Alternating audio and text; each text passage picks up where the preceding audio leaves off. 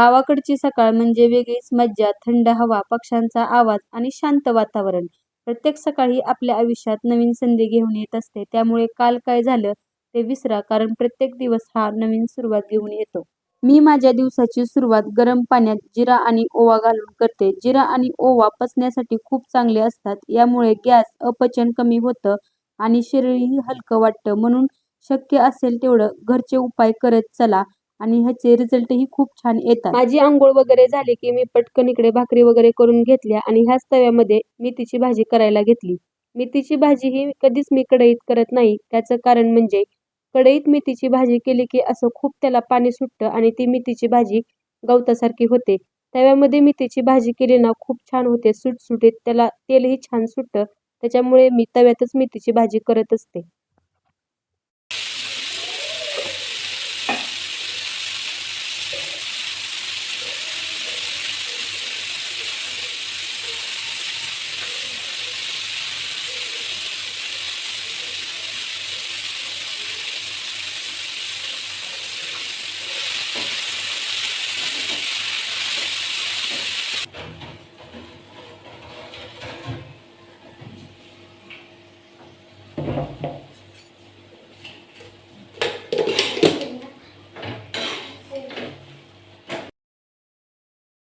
स्वयंपाक वगैरे झाला की मी पटकन अगोदर देवपूजा करून घेतली. आज काय देवाला फुलं ही दारातल्या झाडाची होती. खरं तर मला झेंडूची आणि पांढरी फुलं खूप आवडतात.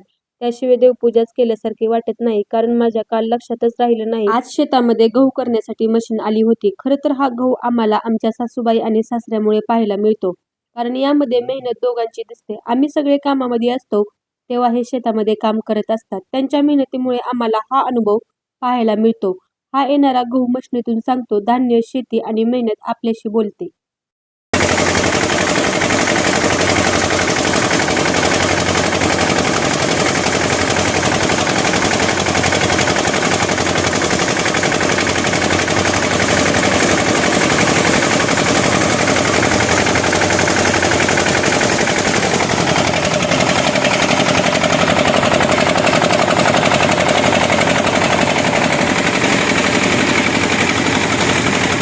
ड्युटी वगैरे सुटली की आम्ही नंतर आलो लग्नामध्ये बांगड्या घेण्यासाठी. आणि लग्नामध्ये बांगड्या घेण्याचं कारण म्हणजे मी खरं तर लग्ना दिवशी जाणार होते, त्याच्यामुळे मी बांगड्या घेतल्या होत्या आणि इकडे बँटेकच्याही घेतल्या. आणि नंतर सर्वात मोठं काम म्हणजे ह्या त्रिशाला कपडे घेण्याचं. त्रिशाला कपडे घेण्याचं म्हणजे घ्यायचं म्हणलं की हा आमच्यासाठी मोठा टास्कच असतो. जेव्हा मला ड्रेस आवडतो तेव्हा त्यांना आवडलेला नसतो, आणि जेव्हा त्यांना ड्रेस आवडलेला असतो तेव्हा मला आवडलेला नसतो. त्रिशाची कपडे घ्यायची म्हणलं की आमच्या दोघांची भांडणच होतात, कारण माझी चॉईस त्यांना आवडत नाही आणि त्यांची चॉईस मला आवडत नाही. आणि जर तो ड्रेस आवडला तर तो त्रिशाला बसत नसतो. त्रिशाची हाईट ही खूप असल्यामुळे त्रिशाला कपडे घ्यायचं म्हणलं की खूप प्रॉब्लेमच येतो. इकडे मी त्या दादाला म्हणत होते, मला पटकन असा एक तरी ड्रेस दाखवा जो की मला दाखवल्या पटकन आवडला जाईल. पण मला एकही ड्रेस आवडत नव्हता. कलर काहीच असे फ्रेश नव्हते.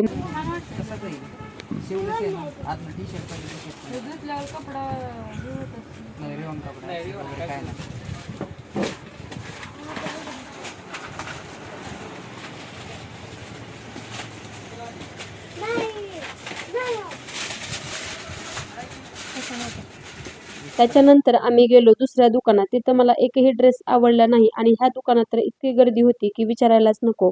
कारण आता ना सगळीकडे लगन सीझन चालू आहे, त्याच्यामुळे सगळीकडे खूप गर्दी राहते कपड्याच्या दुकानामध्ये. आणि इथे मला थोडे जरा बरे वाटले ड्रेस, असे कलर वगैरे पण सुंदर होते. मला तर वाटलं आता मला इथेच चॉईस होणार त्रिशाचा ड्रेस. दाखवा पटकन, आवडलं पाहिजे आम्हाला पण फिरायला नको.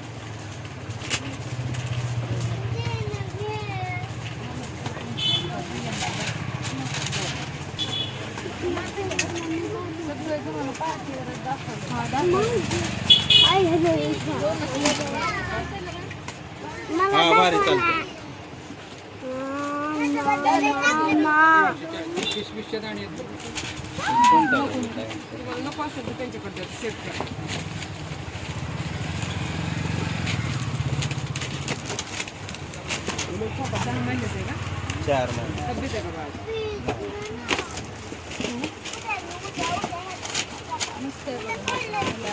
फायनली त्रिशाचा एकदाचा ड्रेस चॉईस झाला आणि आम्ही लगेच तिला मॅचिंगचाही गॉगल घेतला आणि कधी नाही ती पटकन ड्रेस हा सिलेक्ट केला आणि नंतर तिथून आम्ही आलो त्रिशाच्या पप्पांना ड्रेस घेण्यासाठी. भाई वेगळे नका देऊ. लॉंगच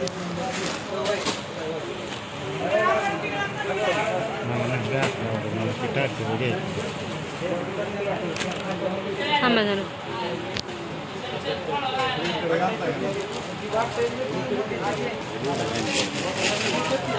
त्या दुकानात एकही ड्रेस त्रिशाच्या पप्पांना पाहिजे तसा मिळाला नाही, म्हणून आम्ही गावाजवळच्याच कारखान्यात गेलो आणि इथं आल्यावर काम बघून खरंच खूप भारी वाटलं. सगळ्या बाया मशनीवर बसून अगदी मन लावून शिलाई करत होत्या.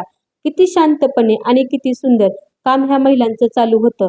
खरंच आपण घेतो त्या प्रत्येक ड्रेस मागे कितीतरी मेहनत असते हे आज मला जवळून बघायला मिळालं. या कापड कारखान्यात येऊन मला एक गोष्ट जाणवली, आपल्या कपड्यामागे फक्त कापड नसतो तर ती कितीतरी बायकांची मेहनत, वेळ आणि जिद्द असते. त्या सगळ्या बायकांचं काम बघून मला मनापासून खरंच सगळ्यांचा आदर वाटला. माझी तब्येत थोडी खराब होती म्हणून त्रिशाने मला भांडी घासण्यास मदत केली. खरंच मुलगी म्हणजे आईचा किती आधार असतो ना. आणि आज त्रिशाने मला जाणवून दिलं की प्रेम आणि काळजी वय बघून नसते. खरंच मला तिचा खूप अभिमान वाटतो. Okay, so bye bye. आजचा जर व्हिडिओ आवडला असेल तर नक्कीच व्हिडिओला लाईक आणि कमेंट आणि चॅनलला सबस्क्राईब करा.